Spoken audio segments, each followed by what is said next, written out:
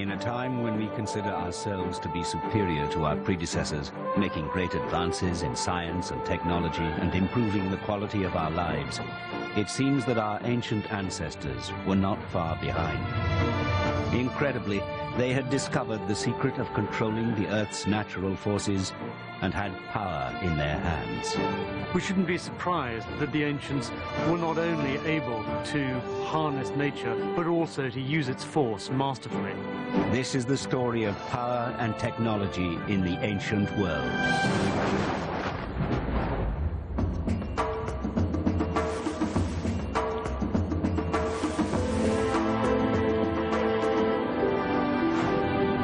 We know that ancient people from the classical world were sophisticated, yet in their everyday lives it seems they had technology which was not far removed from our own. Today we benefit from many modern inventions to make our lives more comfortable, yet the ancients had many luxuries we might consider modern. We live in a time of mass production and complex engineering, yet the Romans built automated factories in their towns and cities, creating an industrial revolution almost 2,000 years ahead of its time. They controlled the forces of nature through their incredible feats of civil engineering and brought civilization to the lives of the masses. Thousands of years ago, people learned how to control the power of the sun, to harness thermal energy and use water to power great machines. When we look back at the ancient world, we think of them as backwards compared to today. It's not true at all. They were using hydraulics, they were using thermal power, they were using solar power possibly, maybe even electricity. We can't be sure. The whole gamut of energy sources that was available to them, they seemed to be using, and they were exploring it and trying to develop it all the time. But despite many of the ancient discoveries which have been revealed, there are still intriguing mysteries which cannot be explained. In Baghdad, the birthplace of civilization, a strange object was discovered in 1936. No one has been able to prove what this enigmatic artifact was for, yet it has similar components to a 19th century battery, leading some experts to believe that people from ancient societies even knew about electricity.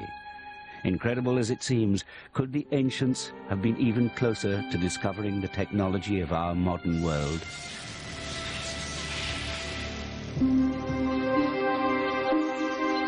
"2,000 years ago, the Romans had developed the technology of the ancient Greeks and were using a vast array of complicated machines and devices in all aspects of their lives, from warfare to building and industry. Yet we would know little of these ancient inventions if it was not for the work of one man, Marcus Vitruvius Pollio.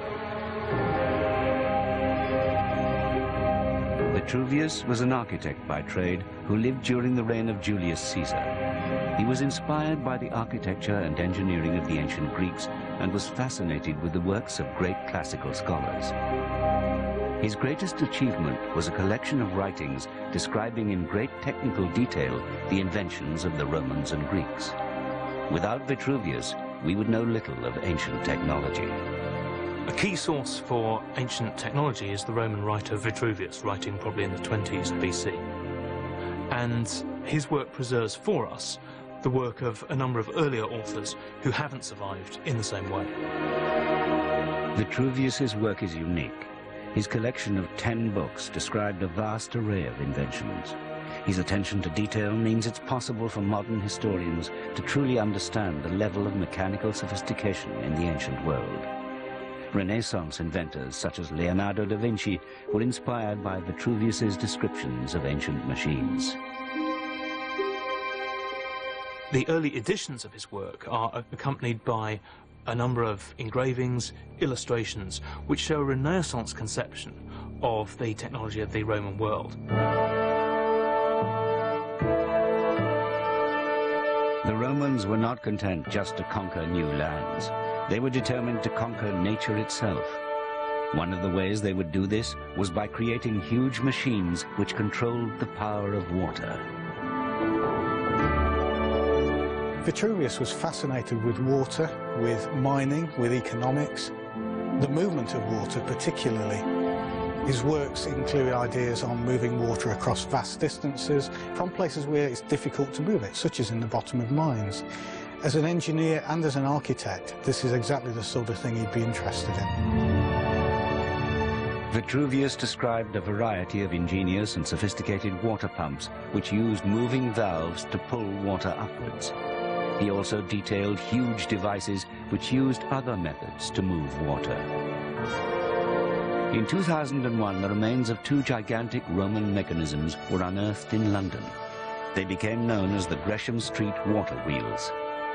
They could lift water from deep wells using a series of containers linked together on a geared wheel far more efficiently than using men alone. They were incredibly similar to mechanisms in Vitruvius's writings. He also described the most famous of Greek inventions, the Archimedes screw. This simple but ingenious invention used a large spiral which revolved, forcing the water upwards. The Archimedes screw was used in Roman industry to raise water, such as from underground mine workings which had become flooded. It was effective, yet it could only move water a short distance. In deep, waterlogged mine workings, another, more complex solution was required. The Roman silver mines were particularly important as the Romans needed this metal in large quantities to make their currency, but it was often difficult to access rich silver seams deep in flooded mine workings. During mining at Rio Tinto, Spain in 1886, an unbelievable discovery was made. A gigantic wheel was found deep underground when workers blasted away a section of the mine. But what was this extraordinary ancient object? During subsequent excavations, archaeologists discovered a series of wheels deep within the mines. Si bien se conocía la rueda de anteriormente, no se empleó en todas las minas, ni se empleó tan profusamente como, por ejemplo, ha sucedido en Río Tinto. Por ejemplo, en Filón Norte, en Río Tinto, se documentaron 8 parejas de noria, que son 16, y sacaban el agua a una distancia desde abajo hasta hacia arriba de 29 metros. The water wheels, deep in chambers in the mine, were used to move water from one chamber to the other, moving the water higher each time until it finally reached the surface. It was a huge achievement to build such a complicated and huge mechanism deep underground. Vitruvius explained in his writings how each wheel was turned by a man who walked the wheel forward. This would have been grueling work underground in dark, wet conditions.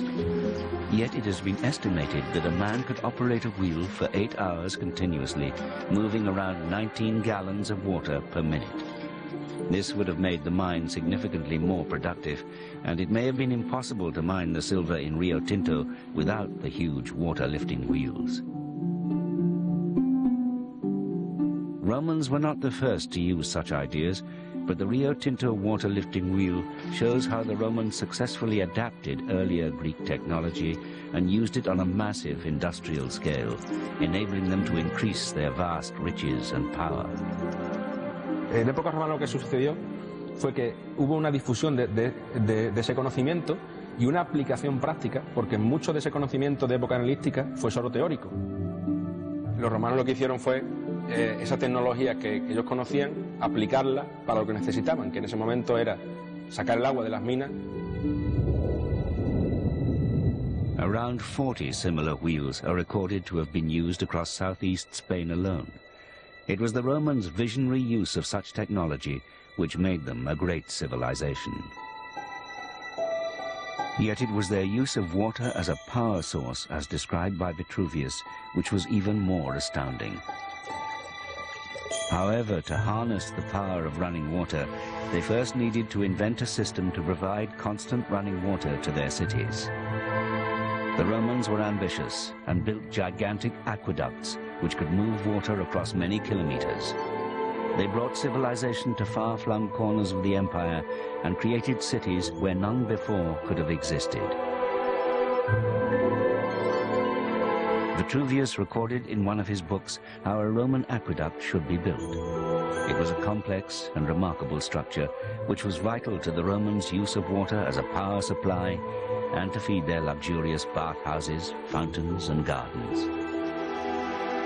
Aqueducts, such as this one in Pont du Gard in southern France, still stand 2,000 years after they were constructed. This aqueduct carried water to the town of Nîmes from a natural spring in the hills around 25 kilometers away. It is an amazing feat of civil engineering. Il a été construit par une légion qui avait un savoir-faire et une compétence en génie civil, en hydraulique. Ils avaient déjà construit 9 aqueducs à Rome. Ils en construisaient partout en Europe. Donc, maîtriser le paysage pour conduire l'eau dans une ville, c'était quelque chose qu'ils faisaient tout le temps. The Pont du Gard is awe-inspiring. At 48 meters high, it's the tallest of all the aqueducts built in the Roman Empire. It took 15 years to complete, and even today it is the most complete of all the aqueducts built by the Romans. For the Romans designed it to last, even through the powerful floods which often hit the Gardon Valley. Au premier et au deuxième étage, ce sont des blocs qui pèsent entre 2 et 6 tonnes, qui sont posés à sec, les uns sur les autres. Il n'y a pas de mortier. Et la conception du pont par lui-même, puisqu'elle est ouverte par des arches larges, permettait aux eaux de traverser sans briser le pont. The water which flowed through Roman aqueducts had a crucial role in Roman life. Rome, the heart of the empire, was supplied with water from 11 great aqueducts which fed into the city. The constant running water was directed by the city engineers into fast-flowing channels, water which was used to run ancient water wheels. Vitruvius wrote detailed accounts of Roman water wheels which could be put to industrial uses around the city. For many years, archaeologists have been fascinated by the discovery of Roman water wheels across Europe. Intriguing evidence of Roman water wheels has been found in Rome, and more incredibly, the machines which they powered. The Oxford archaeologist, Professor Andrew Wilson, worked on excavations at a remarkable site in Rome in 1998. Professor Wilson excavated a large Roman industrial complex which had evidence of water wheels being used to drive a huge automated flour mill powered by water from a city aqueduct. It was known as the Janiculum Mill. It was built in the 3rd century AD astride the Aqua Traiana, Trajan's aqueduct, which we can see in blue here running through the middle of the site.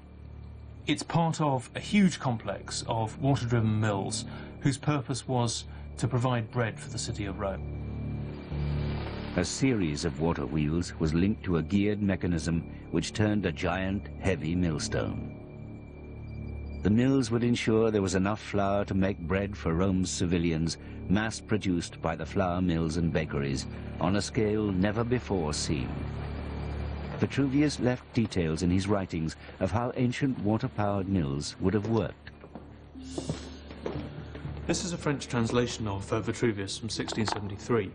It contains some rather fine illustrations of the machines Vitruvius describes, but the artist has reinterpreted some of them in the light of his own experience of contemporary water mills. So this illustration shows a water-powered grain mill, which is driven by means of water flowing underneath a wheel and driving it with the paddles on the outside. On the axle of the wheel is mounted a large cogwheel, which meshes with a much smaller one mounted on a vertical spindle, which drives the upper millstone of a pair of millstones mounted on a floor higher up. During excavations in Rome, archaeologists were able to find clues which showed that the Janiculum mill was very similar to those described by Vitruvius. Excavations in the early 1990s found bearing blocks, stones supporting the ends of the axles of water wheels. And by using spacing between them, we can deduce that there could have been 4 wheels on the North Mill Race. On the south side, the axle was set rather higher, allowing a larger wheel, and this may suggest that it drove either a heavier set of millstones or perhaps 2 sets of millstones, one off each end of the axle. So important was water as a source of power for the mills that during one attack on Rome, an attempt was made to block the aqueducts and bring bread production to a standstill. It is the equivalent of the electricity supply being cut off to a modern city today.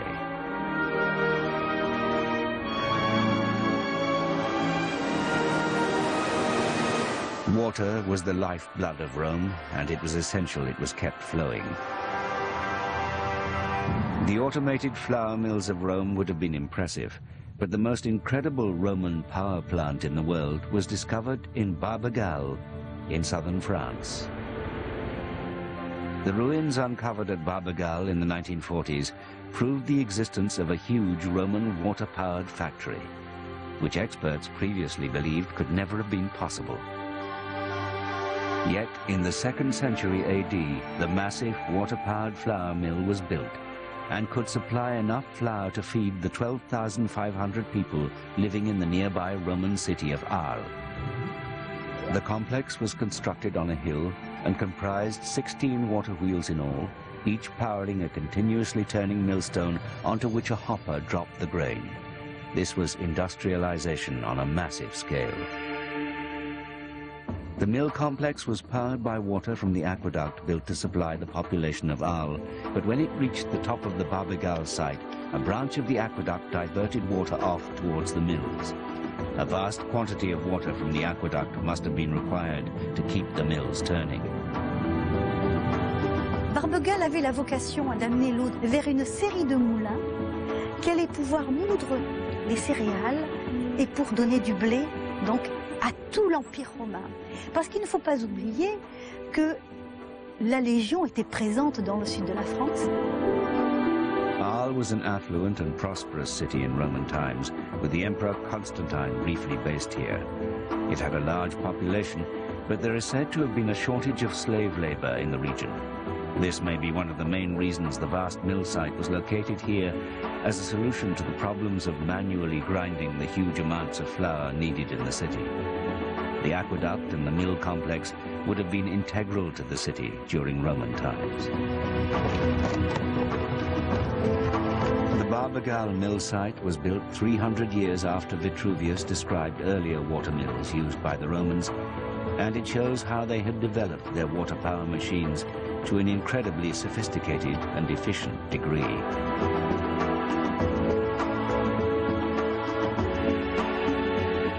Here, water power was exploited to a level of industrialization and mechanization which is almost impossible to reconcile with our notions of the ancient world. The site of Barbegal, which predates the Industrial Revolution by some 1600 years, shows a very early instance of large-scale capital investment in complex machinery. It's mankind's first attempt to harness natural forces to do useful mechanical work, and as such that's the distant ancestor of a whole host of machines that we're familiar with today. Barbegal provides evidence that the Romans were further ahead in their technological development of water power than previous excavations had shown.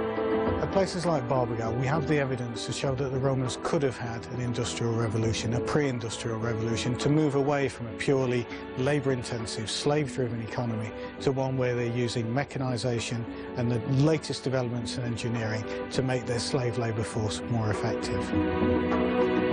Barbegal is unique because it is the only large-scale water power plant to have survived. But perhaps there are many others lying undiscovered under towns and cities across the old empire. And it is tantalizing to think that if the Romans could harness water power to grind flour, did they also use it on a large scale to drive other machines? Some evidence has survived to suggest they may have used similar water wheels to cut stone blocks for buildings. Once they had mastered the technology, the possibilities would have been endless.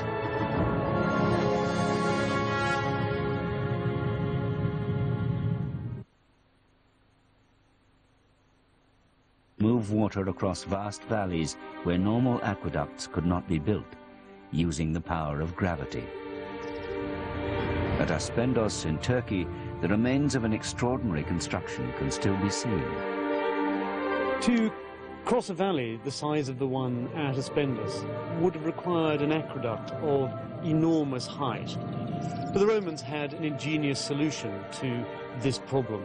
they decided instead to harness the very power of water, developing a system based on pressurization, which used the amazing technique of an inverted siphon. Water siphons had been used since Greek times, but the Romans adapted this technology and used it on a huge scale. The action of a simple siphon can be easily demonstrated. Right, I'm going to pour this, we've used wine so that it's a little bit more visible. We're going to pour this into the header tank, and hopefully that should explain the principle of operation of the siphon.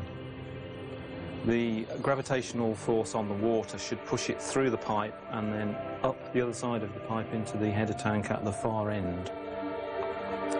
This is the same principle on which the Aspendos siphon would have worked. A stone pipeline carried the water down to the bottom of the valley before the pressure forced it back up the other side towards the town. The Romans had harnessed the power of gravity and water pressure, making the water run uphill. They didn't build just one siphon at Aspendos, but three supported between two huge towers spanning the valley. To create splendid cities like Aspendos and its stunning amphitheatre, the ancients needed to harness the forces of nature. Today we're often surprised that they were able to use its power so masterfully. The Romans used their knowledge of hydraulics to develop Aspendos into a beautiful and thriving outpost of the empire.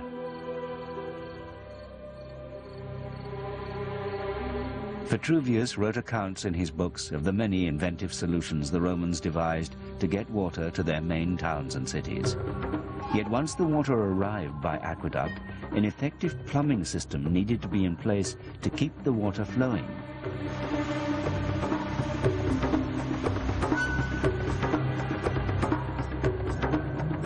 Even in remote Roman outposts, such as the wild landscapes of northern England, the Romans set to work creating a civilized plumbing network. The Romans settled in Britain in the 1st century AD, and the Emperor Hadrian constructed his famous wall as a defensive barrier against the hostile peoples of the north.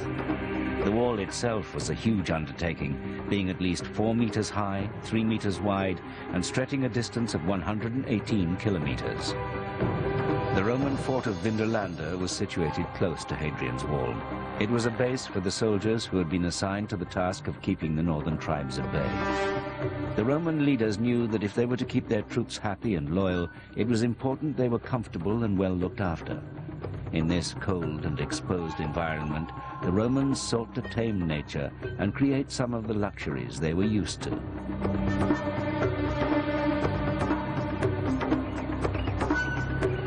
The one natural resource which the location had plenty of was rain. The Romans devised a way of directing the rainwater towards the town so they could enjoy piped running water. The town grew into an extensive settlement with its own hospital, brewery, shops, and in particular a bathhouse for the soldiers. The Romans aren't prepared to compromise. They get to this frontier zone, it's hostile, and they're bringing with them the latest Roman technology. They put in a fantastic water pipe system, which means that every single building inside the Roman fort at Vindolanda could have had piped water to it, which is an amazing thing when you think about it, because a couple of hundred years later, at the end of Roman Britain, this technology is no longer employed at a site like Vindolanda, and the people living here didn't have water on tap. A network of pipes had to be laid to supply the town. Vitruvius explained in one of his books that the Romans used clay and lead pipes most commonly, yet he realized that lead pipes were unhealthy as lead poisoning was common among Roman plumbers. But in Vindolanda, the Romans created an effective pipe network using the materials they had to hand. One of the most significant finds we've had in the last couple of years on the excavations have been a fantastic water system, which is basically a whole timber frame piping system underneath the ground, built in around about 100 AD, taking water from wells, water tanks. It's absolutely amazing that it's survived. To make their main water pipes, the Romans cut down alder trees which grew on the waterlogged ground, hollowed out lengths of 1 to 2 meters, tapered the ends and mounted them securely onto oak blocks, burying the whole system in trenches surrounded by gravel. 2,000 years after it was built, the complex wooden plumbing system in place at Vindolanda is still in remarkably good condition. Yet another astonishing discovery was made 3 kilometers further along Hadrian's Wall, which proves how advanced the Romans had become. At Housesteads Fort, the soldiers had access to what we might think of as a modern convenience. One of the best preserved Roman toilets in Europe can be found here. The Roman engineers created this amazing building for the soldiers posted to the wall, complete with running water to constantly flush away the waste from the fort. The toilets are a plumbing and engineering marvel. Large water tanks were constructed which could hold up to 24,000 liters of rainwater. Although it lacked privacy, the covered building would have been very comfortable. It was surrounded on 3 sides by rows of wooden toilet seats. Beneath these ran the sewage channel, fed with running water from the holding tanks. The sewer ran in an anti-clockwise direction, and water would enter from the left-hand side here and go anti-clockwise along the main sewer and out through a culvert in the southeast corner of the fort. It was not just a luxury, but an important hygienic commodity, ensuring that valuable soldiers were kept free from illness and were best able to protect the empire. The Romans understood the importance of good sanitation, and the supply of fresh, clean water at the site was essential. The toilets didn't just have one sewage channel. They also had running water which the soldiers would use for washing themselves. Instead of toilet paper, the soldiers each had a stick with a sponge attached to the end. A special channel running around the toilets was built so they could rinse their sponges after use. This is a mock-up of what the soldiers would have used instead of toilet paper. It's a sponge neatly tied to the end of a stick. The Roman soldiers enjoyed many home comforts, and life for the well-heeled would have been very pleasant. In many ways, their lives were not far removed from our own.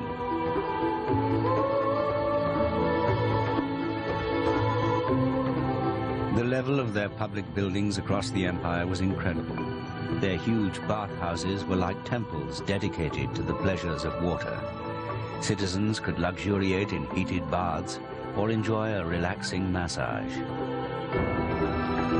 One of the most beautiful surviving Roman baths in Europe can be found in the Roman city of Bath in southern England, known to the Romans as Aquae Sulis.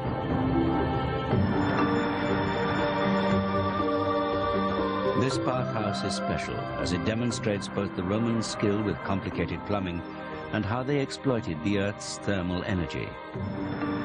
The bathhouse was built on the site of a natural thermal spring, which the ancient Britons had long held sacred. The Romans also worshipped there, and it became an important religious and cultural site which would have been visited by Romans from across the empire. The city of Bath developed around the heated water supply, which rose from deep in the earth. Much of the Roman settlement still lies hidden beneath the elegant Georgian architecture of the city. At the heart of the Roman bathhouse is the sacred spring. Here, hot water at a temperature of 46 degrees Celsius rises at a rate of over 1 million liters every day, and has been doing so for thousands of years. Before the Romans came, people had been aware of the springs and were probably worshipping here, but the water from the spring was first controlled in Roman times. The Roman engineers knew that if they could control the hot water from the thermal spring, it could be used to create a wonderful, naturally heated bathhouse. The centerpiece of the magnificent building here is the Great Bath. This is a pool lined with sheets of lead and filled with hot water from the spring. It once stood in a magnificent hall. The bath is just over 1.5 meters deep and has steps leading down on all sides. Around the edges of the bath would have been benches for bathers and tables adorned with rich food and wine. But it was not purely a place to relax. The Romans also believed deeply in the spring's spiritual powers. In 1727, a magnificent bronze head was discovered by men working near to the baths. It was of the fertility and health goddess Sulis Minerva, who was believed to live at the spring. Worshippers left gifts of gold coins, thousands of which have been found at the site. They also left curses written on sheets of lead, which were thrown into the entrance of the spring. It is a testament to the creative ingenuity of the Romans that they saw the potential of using a supply of thermally heated water and effectively used the natural phenomenon for their own purposes. The Romans must have understood about thermal power because they exploited it so effectively. In the bathing system here, we have a bathhouse that, although it had heated rooms within it, was largely unheated. And yet this large pool of hot water in the middle would have helped to raise the temperature gently throughout the whole building.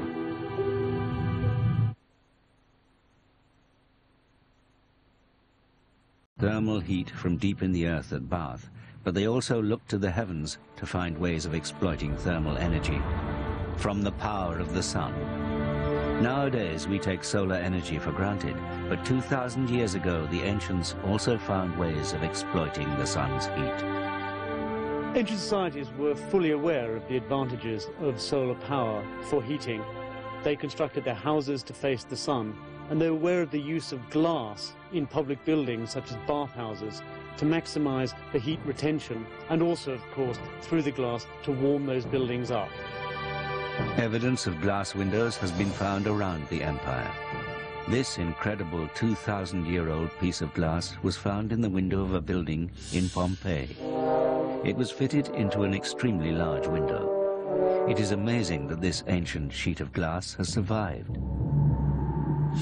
The Romans realized the effects of using glass to capture the heat from the sun, but 500 or so years earlier, the ancient Greeks had apparently already discovered ways of using the destructive power of the sun's heat. A mythical Greek invention was said to have been used as a weapon against the Romans in the 3rd century BC. It was known as the Archimedes death ray. In Syracuse, in what is now modern-day Sicily, the inventor Archimedes was planning ways to fend off a Roman attack. A story claims he used the power of the sun to destroy the Roman ships in the harbor. It seems an unlikely claim, yet the story has survived to this day. In 214 BC, the Romans attacked the town of Syracuse. The Syracusans relied on their most famous citizen, the philosopher-inventor Archimedes, to defend the city. Archimedes ordered soldiers to polish their metal shields so they shone like mirrors. He then positioned the soldiers around the harbor and made them reflect the heat of the sun onto the Roman ships below. Archimedes devised a clever system of reflecting parabolic mirrors, probably using polished shields, to send a tight, bright ray of light towards the Roman ships in the harbor. That ray would certainly have blinded their navigation, and according to some stories, the ships actually caught fire. It is difficult to imagine that the shields could have had such a dramatic effect, yet could hundreds of them really have acted as a death ray? Διότι πολλοί δεν πιστεύανε ότι ο Αρχιμίδης είχε κατασκευάσει κάτωπτρα τέτοια ώστε να κάψει το ρωμαϊκό στόλο. Και αρκετοί βέβαια συγγραφείς, κυρίως Βυζαντινοί, αναφέρονται στα κάτωπτρα του Αρχιμίδη και λένε ότι όντως με αυτά ο Αρχιμίδης είχε κάψει το στόλο των Ρωμαίων. The idea that Archimedes could burn a fleet of ships with a series of mirrors has been ridiculed in many academic circles. Some historians have claimed he used lenses and not mirrors. But one defender of the mirror theory was Professor Ioannis Sakkas. Ο Σακάς πίστευε ότι ο Αρχιμίδης δεν χρησιμοποιούσε φακούς, αλλά είχε καταλήξει ότι χρησιμοποιούσε κάτωπτρα ασπίδες καλογιαλισμένες, οι οποίες με την κατάλληλη χρήση συγκέντρωναν τις ηλιακές ακτίνες σε ένα συγκεκριμένο σημείο, το οποίο έπαιρνε φωτιά. Sakkas, a tireless experimenter, spent much of his career reconstructing ancient Greek technological weapons and mechanical devices. He decided to put the Archimedes mirror theory to the test.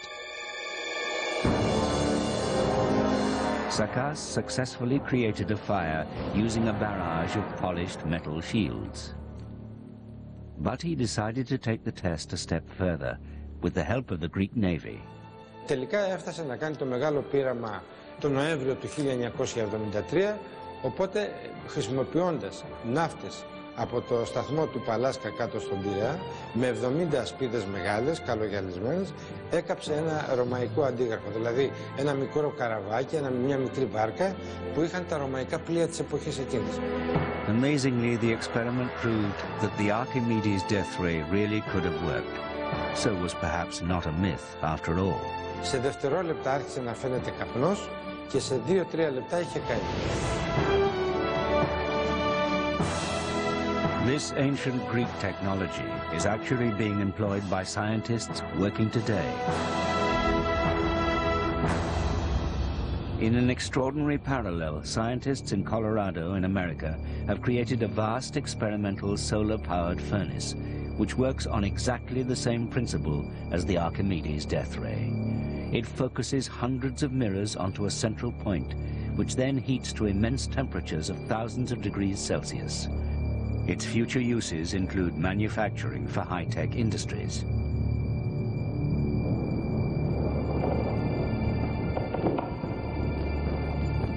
The ancients were also aware of another powerful energy source from the heavens. A force so devastating and awesome, they thought it must have come from the gods. The power of electricity.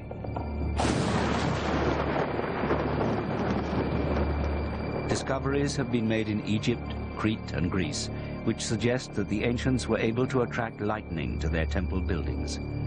It seems they were aware of the electrical force and realized it could be drawn to the ground using lightning conductor rods. The Minoans of ancient Crete, who lived over 3,500 years ago, built small temples on peaks high in the mountains with spear-like masts pointing to the sky. Minoan drawings have revealed the use of masts, which, if made of metal, could have attracted lightning from passing storms. The lightning would have had a powerful religious impact on the people who worship the gods. By attracting the lightning, the priests could have created a great impact and drawn people to worship. The effect must have been awe-inspiring at the height of a storm when the lightning struck. Some experts believe that there was a cult of thunder worshippers who realized that if they attracted lightning, they could bring down much-needed rain. Interestingly, the masts in Minoan art have the same pointed shape as those used by Benjamin Franklin when he reinvented them in 1752, many centuries later. High in the Peloponnese hills in Greece, ancient mountain temples have also been found, which again archaeologists believe could have been located to attract lightning. Yet the ancient Greek philosophers also tried to find more scientific explanations for the strange phenomenon of lightning. The philosopher Xenophanes from Miletus tries to explain lightning. He puts down the idea that this was Zeus throwing a thunderbolt and tries to come up with an explanation of his own, referring to the clouds, and to a degree, I suppose, he was right. There is also evidence from a temple in Egypt which records how copper-covered masts were attached to the entrance of the Edfu temple built in 212 BC. It seems the ancients living in Egypt understood that copper was a good conductor. It is a material we still use today in our electrical wiring. The ancient societies who tried to attract lightning showed some understanding of its powers. There was another less dramatic but equally significant type of electricity which the ancients also held sacred. The Mycenaean people of ancient Greece realized that there was a substance which seemed to have magical powers. It was the beautiful and precious material amber. Amber could hold a static electrical charge. Professor Bill Kavanagh is convinced that amber was valued by the Mycenaeans because of its electrostatic properties 3,500 years ago. One of the reasons why they prized it must have been because of these electrostatic properties. The material is able, as it were, to make something that appears dead and inert come to life because of the electricity as we know today.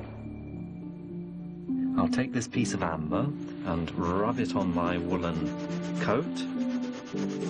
That should build up the electrostatic charge, and then we shall see if this will attract the feather. This would have seemed magical to the Mycenaeans, who must have realized that there was a strange force within the amber. Interestingly, the Greek name for amber is electron. Here at their capital city, Mycenae, beautiful amber artifacts were buried alongside the most precious gold treasures. The site of Mycenae seems to have been the most prestigious of all Greece's Bronze Age centres. It became very important sometime around 1700, 1800 BC, and one of the first signs of its great prestige are some extremely rich burials. Some of the most beautiful and opulent objects ever found in ancient Greece have been excavated from burial sites in Mycenae, including a golden mask of the great king Agamemnon, who once resided here. Large pieces of Baltic amber jewelry were discovered, indicating that amber held significance for the Mycenaeans.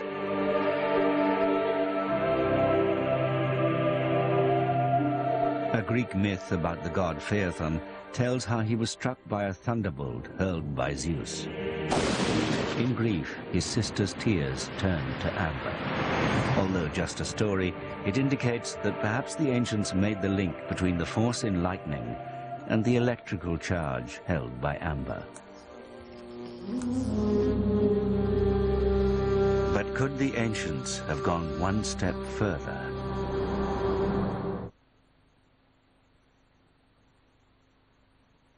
An intriguing clue that the ancients actually managed to create electricity. It seems an outrageous claim, but a remarkable object was found in Baghdad in Iraq in 1936. Archaeologists unearthed a tomb in the city and found a mysterious Mesopotamian jar, which is commonly believed to date somewhere between 250 BC to 250 AD. But what could this mysterious jar be? The Baghdad battery is a small clay jar with an asphalt stopper. It has an iron rod running through the middle and is encased in a copper cylinder. When the jar's filled with some kind of electrolyte like vinegar or grape juice, the jar as a battery produces just over a volt of electricity. This is an amazing discovery.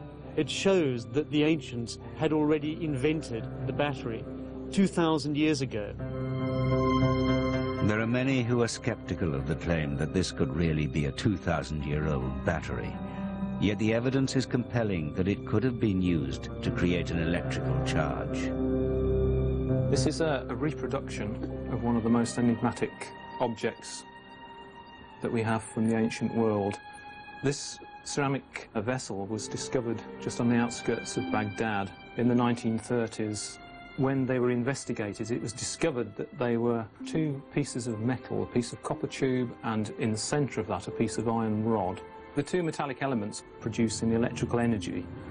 We had no idea that at that early stage the technology was understood. And if in fact these are batteries, which is one of the possible explanations, they would predate Volta and Galvani by about 2,000 years. But could this object really work as a battery? When you compare the Baghdad battery with early batteries from just 120 years ago, you can see the similarities.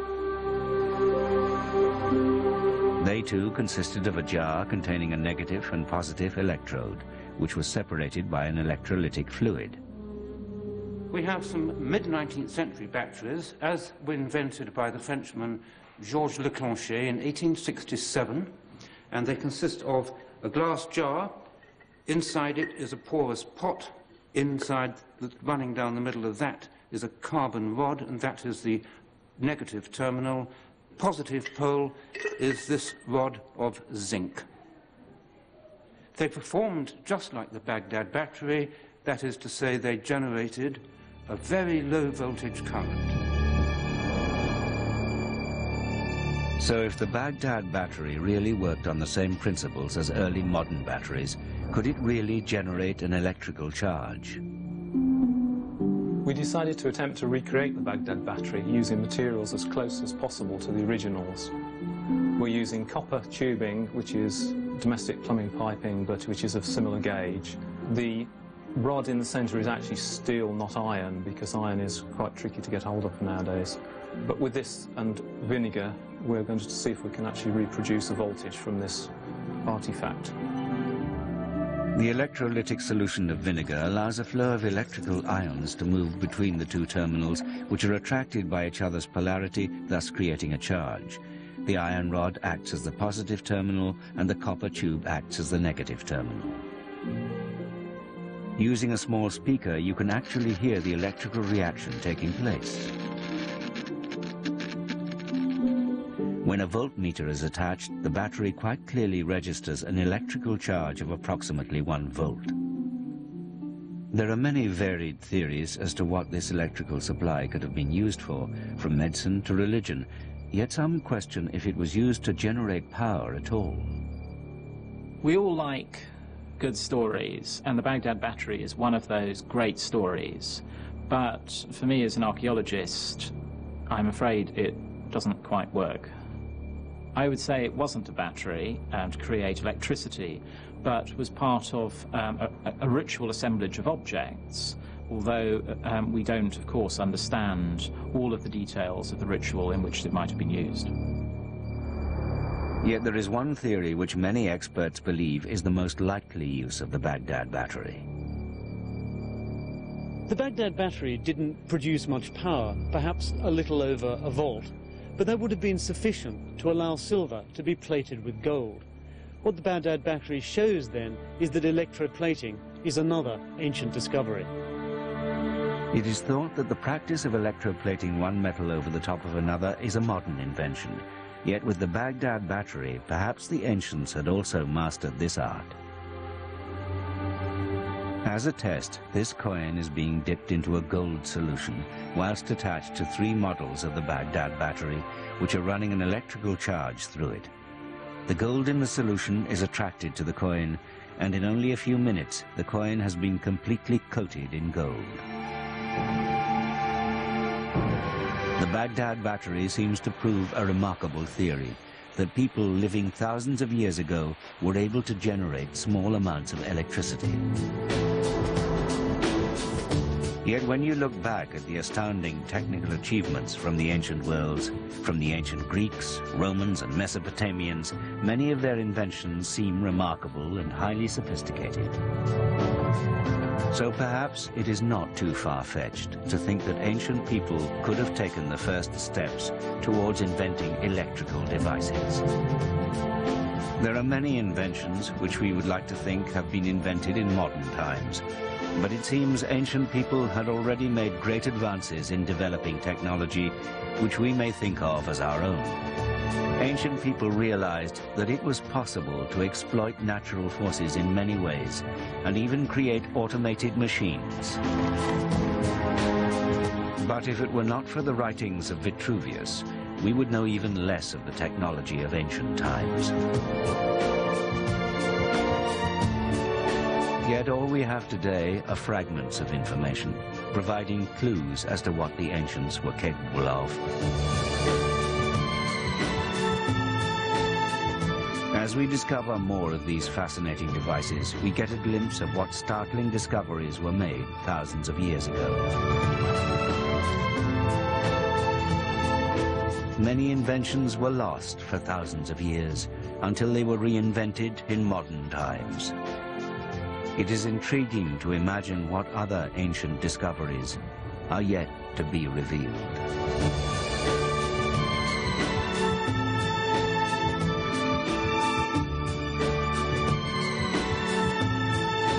Records. The fastest, the deadliest, and the most valuable objects of antiquity. A land yacht that moved faster than the wind, breaking the world record for speed. a weapon of death, so terrifying its own creators banned it from use. A common piece of fruit is converted into a lethal firearm. And the world's first jet engine, produced in ancient Egypt 2,000 years ago.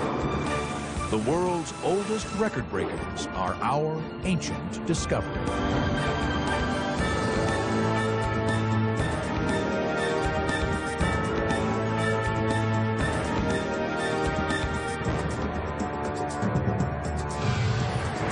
There are over 600 million automobiles in the world today. We rely on them to meet each day's demands with efficiency and speed. But man's need to create a self-powered vehicle dates back thousands of years. Ancient records describe an economical and environmentally friendly carriage, able to transport passengers faster than horses. Our first record breaker is an ancient vehicle that moved quicker than the Model T Ford, the ancient Chinese land yacht. Can ancient discoveries corroborate these tales? We will build a land yacht and will attempt to beat the ancient land speed record. In about 550 AD, a man called Gaozang Wushu is said to have invented a sailing land yacht which could carry about 30 men at considerable speed for, it's said, hundreds of miles. It was a wheeled vehicle with sails, and it was reported that it could travel several hundred li in a day. Now, a li is roughly half a kilometre, so we're looking at distances perhaps of sort of 70 to 100 miles in a day. Ancient Chinese records contain no visual depiction of the vehicle. Nevertheless, there is evidence that the Chinese had for many centuries harnessed the wind for travel on land as well as sea. We know it was fairly commonplace to attach sails to the huge single-wheel wheelbarrows which were invented in China probably around about the 2nd century AD. And it was very common for them to actually use these wind assistants to help them move these things.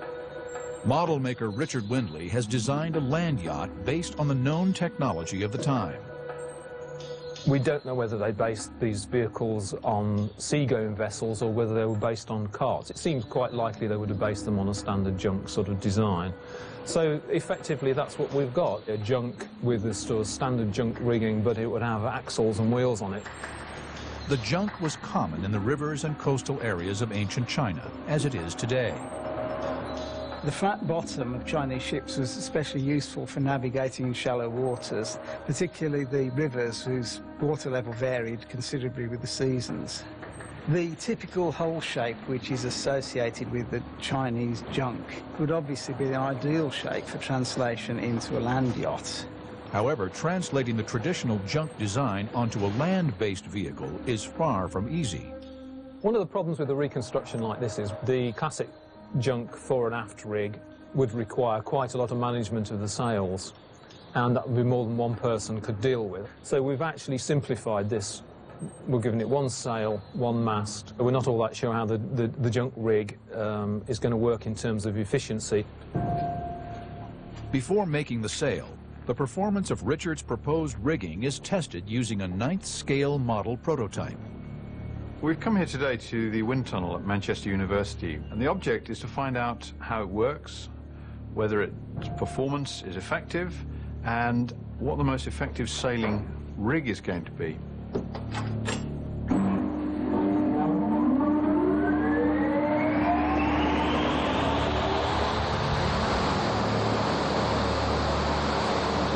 Okay, Andrew, we've got a lot of numbers on the screen, but I think some of these are more important than the others.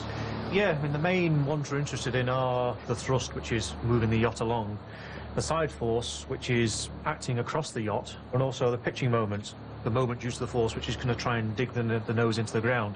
Right. So the wind is doing 3 different things. What we're looking at is trying to find an optimum sail setting where we get the maximum forward movement. Yeah. An acceptable minimum of sideways movement. Yeah. And not undue pitch. Yeah. Because obviously if it's pitching on its nose, it won't steer. The thing is, if the side force grows too much, then you end up blowing the yacht onto its side, so that's something you need to be careful of. The experts reset the position and the angle of the mast and sail several times to discover the best rigging for optimum performance.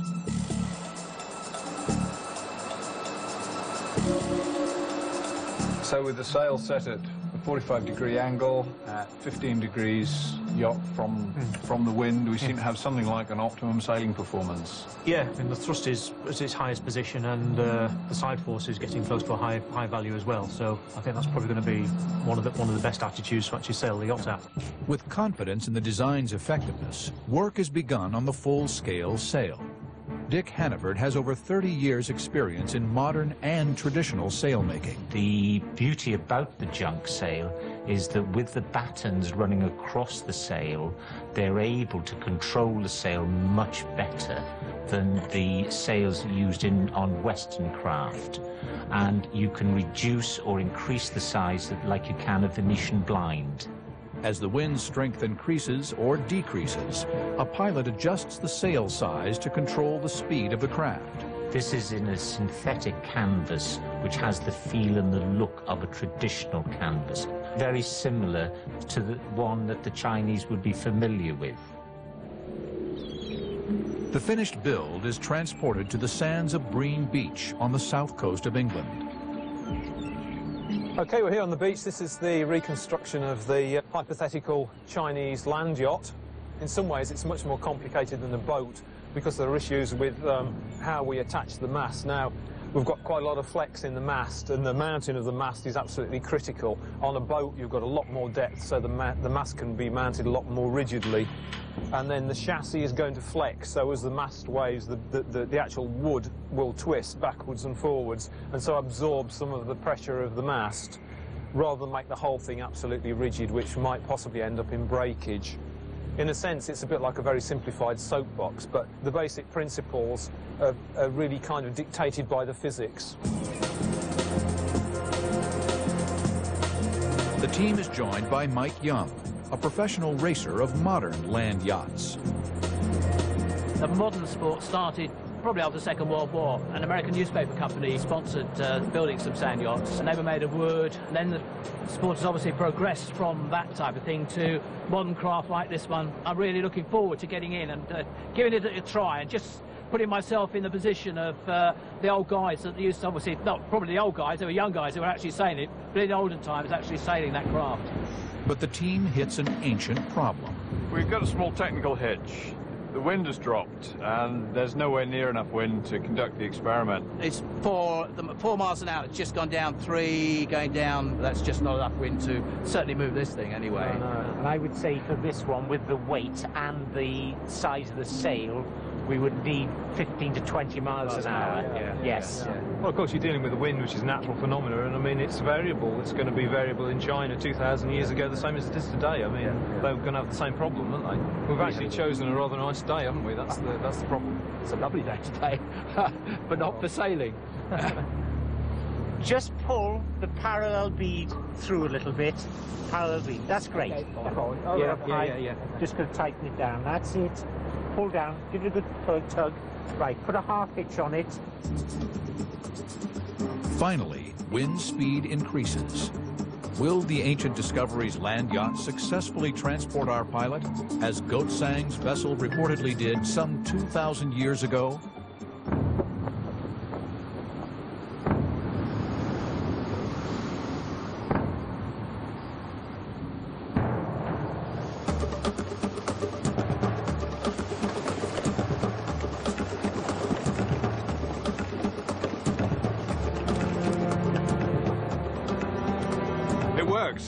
We've got the wind behind, the land cart works, we're away. Absolutely brilliant. It's going, which is tremendous. The land yacht could reach a speed of 40 miles per hour, faster than a horse. It would have taken the ancient land speed record. Steering-wise, it's very cumbersome, and I haven't got quite a turning circle, as I have certainly in mine. But the steering's fine. I mean, it will steer around corners and steer around things. What we've discovered today is that a wind-powered landcraft using ancient technology is perfectly feasible. As a form of transport, yes. In olden days, yeah, absolutely no problem at all. And free. In the 6th century, Chinese engineers, using wind for fuel, created an effective self-powered vehicle over 1,000 years before the advent of modern automobiles. There's more than enough power in the wind to drive a wheeled vehicle along at a reasonable speed over quite long distances. The successful trial of Ancient Discovery's sail cart has confirmed that by adapting the technology of the time to the natural environment, the Chinese could have indeed achieved the world's first self-powered land vehicle. I'm so pleased it actually got going. Some innovations, like the land yacht, are still in use in recognizable form today. Others reached a dead end when no further development was possible. From Africa, Ancient Discoveries has unearthed a device that was so deadly it was deliberately suppressed. The secret of why this was the deadliest knife in history is our next Ancient Discovery. For centuries, the lethal power of this bizarre African weapon has lain dormant in its elaborate blades. Ancient Discoveries is uncovering the lost secrets of the world's deadliest throwing knife.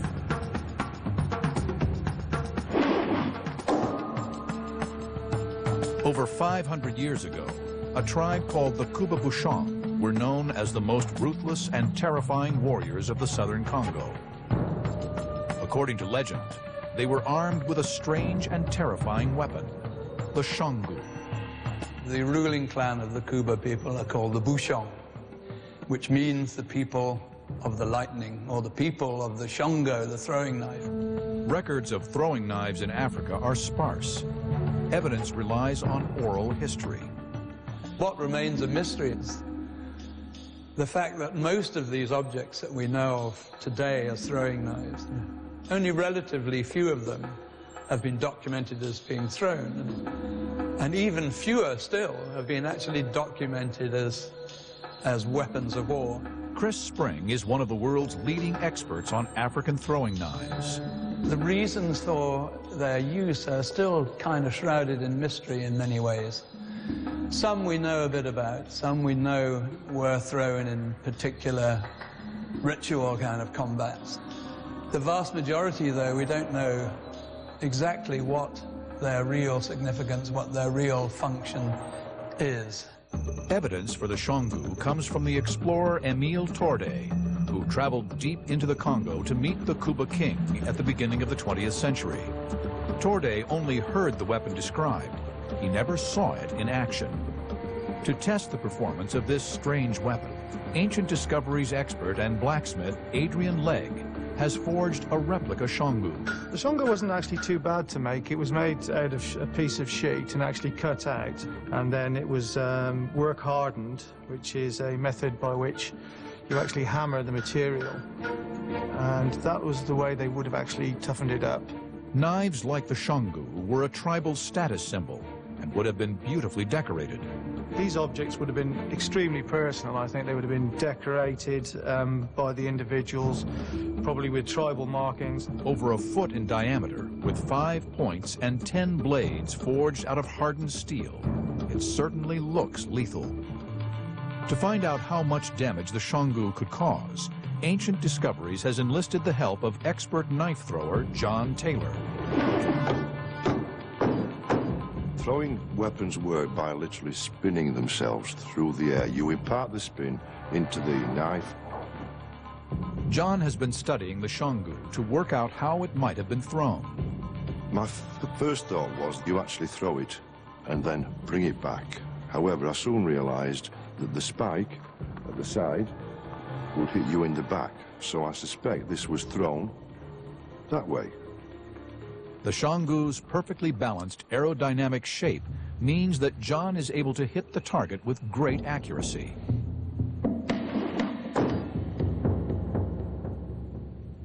The ingenious engineering and unique positioning of the Shongu's multiple blades gives it a clear advantage over a single-bladed throwing knife. Shongu is in effect 3 throwing knives in that it can hit either end of these 3 sharp points. If you throw this at anything, except for the small blind spot, if it hits the handle, it will literally injure or kill anyone that's in front of you. The knife could also have been used in hand-to-hand combat. When you were faced with this, at about 3 to 4 feet from you, the warrior could literally hack, chop, slice the groin, take your head in there, pull you back. It is the Swiss Army knife of the African warrior. But John's investigations reveal another, more startling capability of this deadly weapon. 100 years ago, Émile Tordet wrote that the secret of the Xionggu's superiority may have been its ability to go around enemy defenses. Tordet also speculated that the multiple blades could cause the Xionggu to bounce over the top of a shield and strike the man hiding behind it. Improbable though it sounds, did these ancient warriors develop a weapon that could get behind an enemy shield? The ancient African legend of a knife that could flip over a shield and impale the man behind it has never been tested before. Until now. A target dummy has been set up with a full-size replica shield protecting it. For the first time, we will test whether the ancient Kuba tale is true.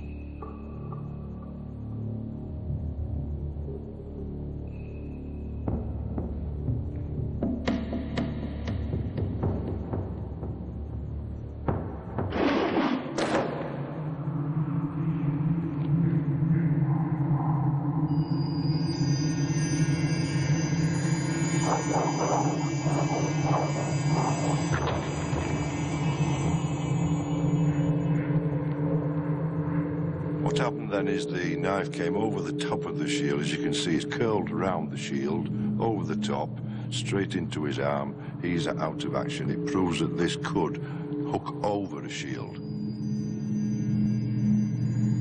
The unique shape and positioning of the knife's blades means that when thrown at a precise angle, it hooks onto the enemy shield and continues spinning, taking it over the shield and into an opponent. To face this in a battle would have been a terrifying experience. There would have been numerous knives being thrown at you. You would literally be hiding behind a shield, but these could come round the side at any oblique angle. Over 500 years ago, the Kuba Bushong invented an amazing weapon that could get behind an enemy's defense. It was the deadliest throwing knife of its time. It may not have happened every time, but certainly it could have carried out this sort of attack often enough to cause terror in the ranks of an opponent. Tales told of this deadly blade have been proved right. It's not often that we make a new discovery about weapons that have been around for hundreds of years, but when it does happen, it can give us an entire new insight into ancient history. The Xionggu proved so lethal a weapon that in the 17th century it was banned by the king of the Kuba. It's perhaps because he deemed it the most ferocious kind of weapon that they had, and therefore, in order to stop kind of possible violence erupting in his kingdom, he banned it, as opposed to the use of swords or spears or other more conventional weapons. This deadliest of throwing knives disappeared into African legend, along with the knowledge of its extraordinary capabilities, until today. Our next ancient record breaker is a primitive weapon that started a process of development that changed the world of warfare. We have tracked down the ancient world's deadliest fruit. Not a poison, but a firearm. It was a simple fruit that, with the addition of human ingenuity, can lay claim to being one of the world's first guns.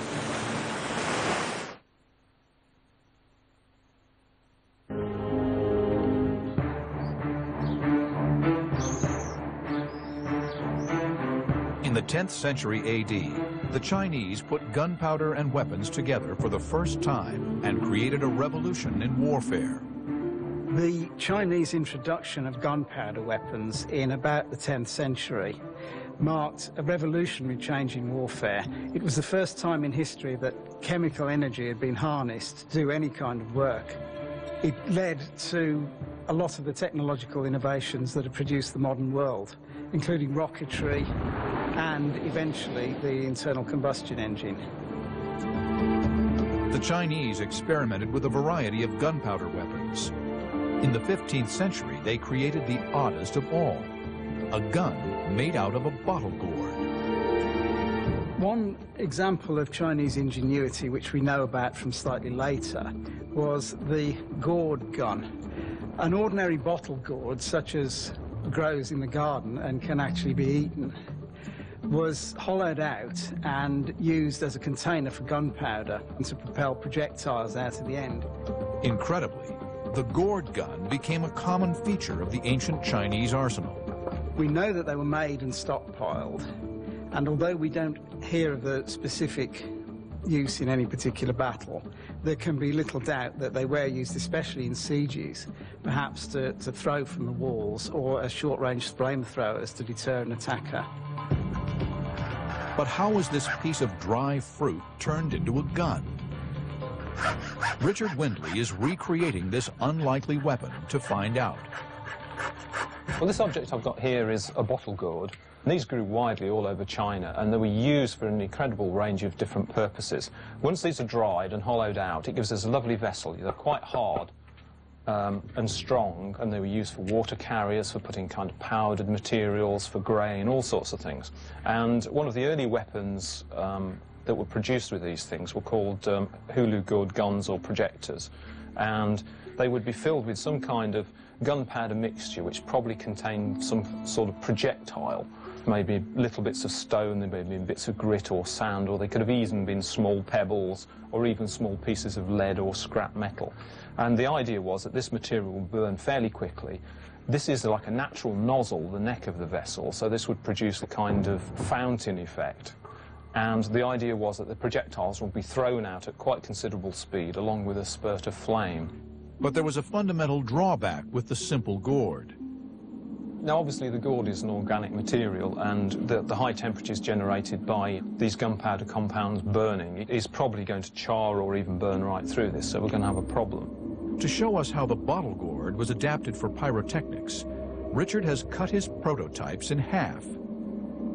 Now, the texts do indicate that they use clay, and it talks about a coating. So this is one variation I've constructed, and this is a slurry of clay made into sort of creamy consistency, poured all around the inside of the gourd and then dried.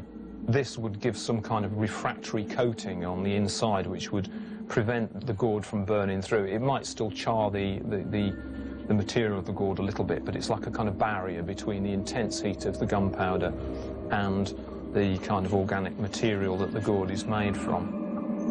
This solves the problem of combustion burning through the material. However, there is another crucial issue. My concern with the simple clay-lined gourd is that because of these sort of intense pressures we're going to get generated with these gunpowder compositions, and particularly because we've got a nozzle which is restricting the outflow of the gases, we're going to get quite a big build-up of gas pressure. So my concern is that these things will explode. Gunpowder works by burning or oxidizing extremely rapidly. Firing! Give him fire! This causes a violent expansion of gases, creating an explosion. This energy can be harnessed in a number of ways. An explosion can simply blow apart whatever the gunpowder was contained in, for example, a firework or a bomb. Or the energy can be channeled in a specific direction. In the internal combustion engine of an automobile, tiny explosions drive pistons, just as a bigger explosion propels a bullet or a cannonball out of a gun barrel. The force produced by a continuous explosion can push something forward, as in a jet engine. Richard is concerned that the expanding gases in the gourd will not be able to escape through the narrow neck, and with nowhere to go, will simply blow the gourd apart.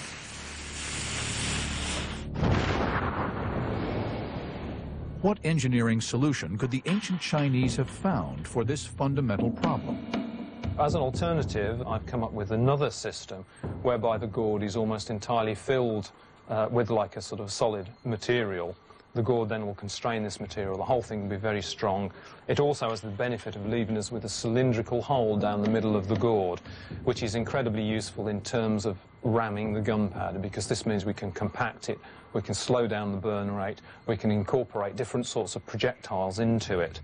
Based on the ancient Chinese texts, Richard has built working models of these two versions of the gourd gun. What we need to do now is to load these with a composition and take them to a secure site and test them and see how the two different methods compare.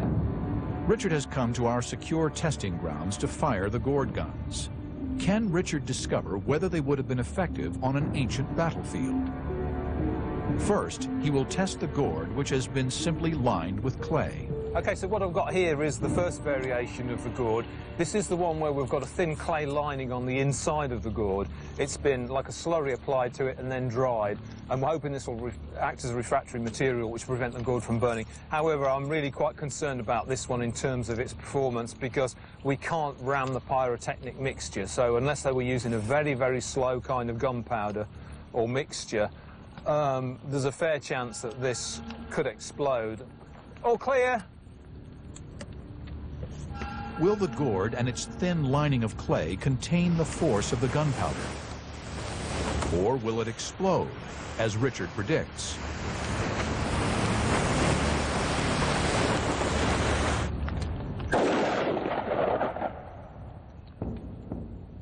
Well, I think I was right in the assumption that we might well get a big bang if this pyrotechnic mixture wasn't compacted enough. There's no point in taking out your own personnel. It's a self-defeating piece of equipment if that happens.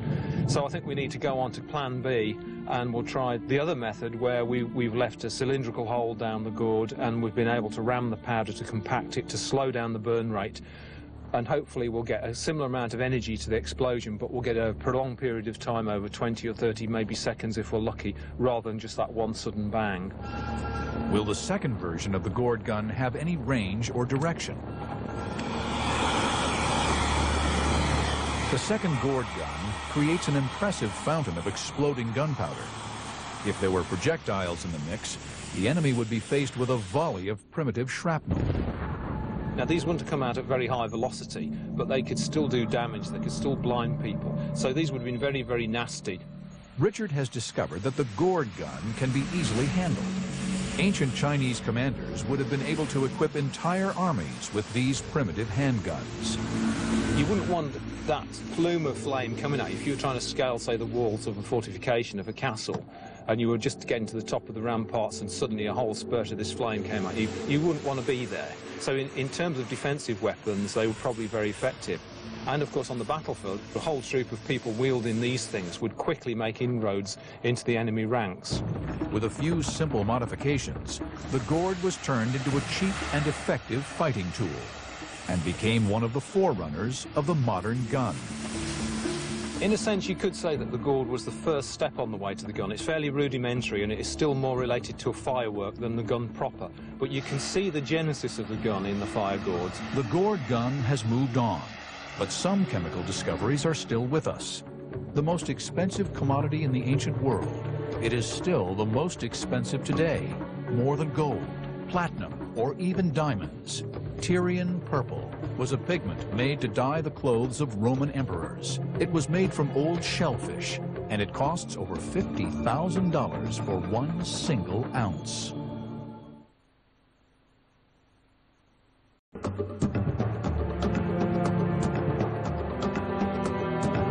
The world has always contained treasured objects, the beautiful to the sacred. In Egypt, the brilliant treasures of the pharaohs still glitter after 3,000 years. From ancient Greece, the solid gold death mask of the great warrior king Agamemnon has lost none of its shine. In ancient temples, mausoleums, and palaces, we have discovered treasures beyond imagination. But what is the most valuable? What was the most expensive, most desired, most precious treasure in the ancient world? The ancient world has given us many treasures, perhaps most surprising of all. But if we want to find the most valuable thing, we need to look under our feet, on the seashore, for a small, stinky sea snail that gave us Tyrian purple. Tyrian purple is named after the ancient city of Tyre in the eastern Mediterranean. The Tyrians discovered a natural fabric dye that became the most desirable luxury in the Roman world. Tyrian purple was the most expensive commodity the Roman Empire knew, something in modern day terms the equivalent of $2,000 per gram. That meant that it was certainly not available to everyone. In fact, only the richest could afford even the smallest amount of it. The color was coveted with a passion by the ruling classes of Rome. Clothes dyed with the color proclaimed power and wealth. The price of a single gram is $2,000, equal to the cost of almost 4 ounces of solid gold today. Tyrian purple was such an important commodity for the Emperor Nero that, according to Suetonius, he banned anyone else from wearing it. Tyrian purple is made from a sea snail, a small mollusk that you find along the shores of the Mediterranean. But how can a small common shellfish be so expensive? The answer lies in the complicated and time-consuming process necessary to convert the mollusk into dye. This will give very little purple. You need 10,000, 12,000 for 1.4 gram of colorant. The formulas and the manufacturing technology were lost for centuries. Tyrian purple was a complex thing to make. And so the real specialists, the experts, would have kept their processes, their styles of making that color close to their hearts, a secret which they would have taken with them to the grave.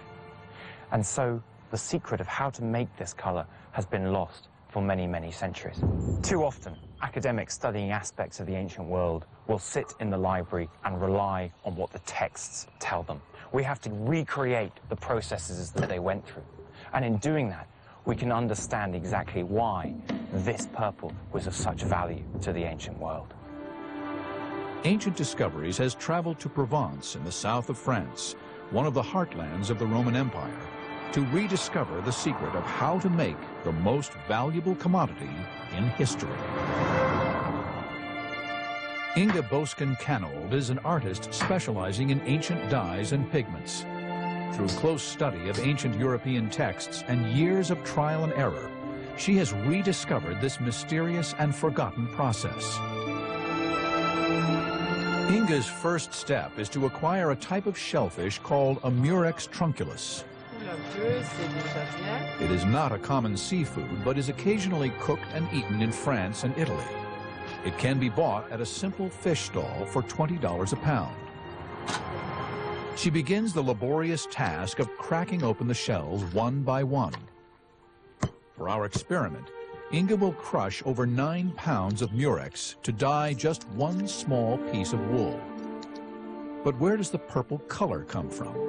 At first glance, the flesh of the Murex is white in color, with no trace of purple. The answer lies in the colorless liquid secreted from a gland inside the shell that must be removed from each individual snail. This is the hypobranchial gland, the purple veil, which will produce the color. I cut it out with all the rest around, and I put it in a plate. The glands Inga cuts out are initially colorless, but they react to oxygen and light, so the process of creating Tyrian purple begins. The laborious process has to be done by hand. The smallest trace of dye is so valuable that Inga puts the leftover water from the broken shells into the jar to make sure that not a milligram is wasted. After days of scraping out the shells, the result is a jar of rich, deep purple liquid. If I dip cloth into this, the cloth will be just dirty looking and there is no stable purple on it. Another naturally occurring chemical is needed to bind with the color and fix it to the fabric. Human urine. Over the next 10 days, Inga heats the mixture in a boiler at approximately 50 degrees. She adds urine until the right alkaline level is achieved. But how would the ancients have known when the purple dye was ready? By smelling it, by licking it, tasting it, and by looking at it. There are signs which will show that. It's all the senses which are used in order to know. They didn't need this. Inga constantly monitors the solution for 10 days, just as the ancients did. Will she succeed in creating the dye that was used to color the robes of the wealthiest sections of society? Purple became the color for the nouveau riche, the people, the movers and shakers who wanted to show that they were part of the top class of Roman society. It was the ancient equivalent of Gucci or Prada. But just as Rolex and Prada have to contend with fakes today, ancient dyers were victims of counterfeiters. As time goes on, fakes start to emerge from animal fats, from vegetables, from minerals. So real purple had to try and guard its value against the fakes of the ancient world. How did Roman high society know they were getting the real thing? The answer once again lies in its fishy origins, and it isn't very pleasant.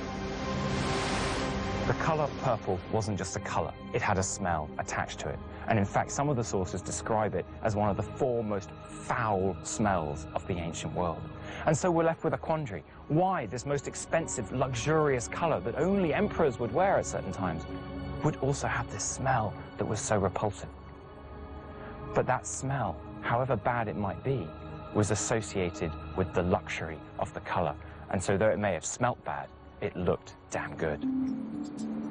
Back in Provence, 10 days have passed, and the vat is ready. Now, Inga can discover whether she has succeeded in making the most expensive commodity yet known to man. Our wool sample must be dipped in the dye several times. According to Pliny, you should leave it at least 5 hours. But I leave it overnight. And usually I have good results after 3 times dyeing. To make a batch of color to dye a modest garment requires thousands of murex shells. The same piece of textile must be dipped again and again to achieve the desired shade of purple. An extraordinary number of these little sea creatures must have been sacrificed to clothe in style the most powerful and wealthy of Rome. Even by following the precise formula, there is no guarantee that we will create the right shade of purple dye we're looking for. Once the wool is out of the active vat, it goes into water, and after about half an hour, it should be ready. Now we'll see whether the vat was active and effective. Let's see.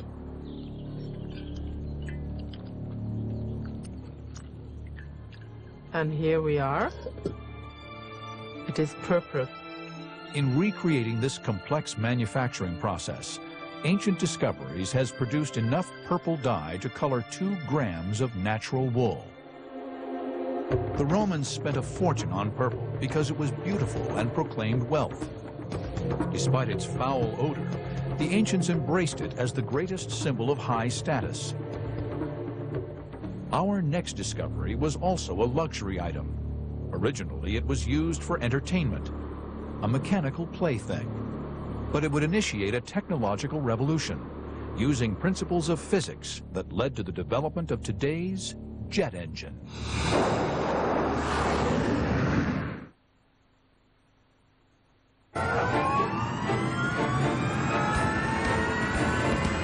Ancient Discoveries has uncovered a groundbreaking mechanical device that was invented over 2,000 years ago. It was the first example in history of a machine that today powers our planes and takes us into space, the jet engine.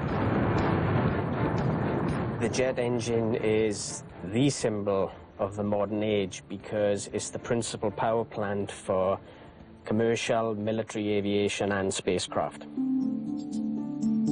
The prototype of this technological masterpiece was invented in the 1st century AD, 2,000 years ago. It ran on steam, a power source not exploited again until the Industrial Revolution of the modern era. Our journey begins in the city of Alexandria in ancient Egypt. Alexandria was a very special place in ancient times. It was a hotbed of activity for scientists and engineers. The sort of people that were attracted there were the great thinkers of the time. It was a center of innovation and learning, containing the largest library of the ancient world and home to many of the greatest minds of antiquity. One of them was an engineer by the name of Heron. Alexandria attracted men like Heron, one of the most famous engineers of ancient times. Heron was considered the greatest experimenter of history. He was responsible for many of the most celebrated inventions of the ancient world. He laid the basis for the science of pneumatics, in other words, the action of air under pressure. He was one of the first people in Western history to understand that air was a physical substance that could be harnessed to exert a force. In one of his experiments, he designed a toy that demonstrated this insight. It was far more than a party trick. Heron had created the prototype of a machine that has changed our world today. Heron called it the Heliopile, the ball of Helios, the Greek god of the wind. Following closely Heron's original drawings, ancient model maker Richard Windley has reconstructed the Heliopile. The machine is powered by steam. Water is heated in a boiler, creating steam that is forced through the copper pipes that support the engine. So what's happening now is the heat from the fire is generating the steam. The steam is coming up this tube here and coming out of each of the nozzles. Now, the action of the steam projecting out of the nozzle is producing a force equal and opposite in the other direction, which is what's actually giving us the rotational force. It's a wonderfully simple but elegant device. Elegant and simple as it is, Heron's device is the forerunner of the intricate piece of machinery that is the jet engine. How did Heron's Heliopile evolve into one of the world's most powerful machines? The key is in the scientific principle which underlies both groundbreaking inventions. A principle first described by the physicist Isaac Newton in 1687. He called it his third law of motion. Newton's third law of motion is for every reaction, there's an equal and opposite reaction. It is this principle that underlies the physics behind jet propulsion. Heron used it to power his Heliopile. In the Heliopile, heat underneath the boiler causes water molecules to vibrate and expand into the gas we call steam. Expansion creates pressure. Under pressure, the steam has nowhere to go but up the pipes and out of the tiny hole in the nozzles. The force of the exhaust creates an equal and opposite reaction, which drives the nozzle forwards. The Heliopile was free to rotate, so as jet force was escaping from the sphere, then the reactant force was capable of rotating the sphere around its supports. The same principle applies to a jet. It is an internal combustion engine powering a turbine that compresses air and forces it out of a nozzle at the back. This drives the machine forward in exactly the same way as Heron's device. This principal mechanism is to take an air-fuel mix and accelerate that by burning it through a nozzle. And by sending that through a nozzle, we create a force or a thrust, which is the principle of jet propulsion. The use of a jet of gas to propel an object is the same principle that applies to the modern jet engine, first designed by inventor Frank Whittle in the 1930s.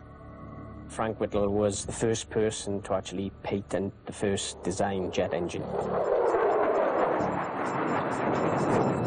We can only imagine what Heron of Alexandria would have felt if he knew that his invention was the forerunner of a machine that in a later age would change the world. We take a power plant of this size, which is capable of producing lots of force, and if we attach that to the wing of an aircraft, then the reaction force from rearward will propel the aircraft forward. The physical laws discovered by Heron over 2,000 years ago continue to inform engineers working at the forefront of jet engine technology today. Heron's Heliopile remained a scientific curiosity for 2,000 years. What other ancient discoveries will be exploited by engineers in our modern world? As we consider the technological advances of the present, we acknowledge the debt we owe to the past. From the world's most expensive luxury to the first jet engines, the accomplishments of the ancient world's record breakers continue to challenge our own imagination and ingenuity.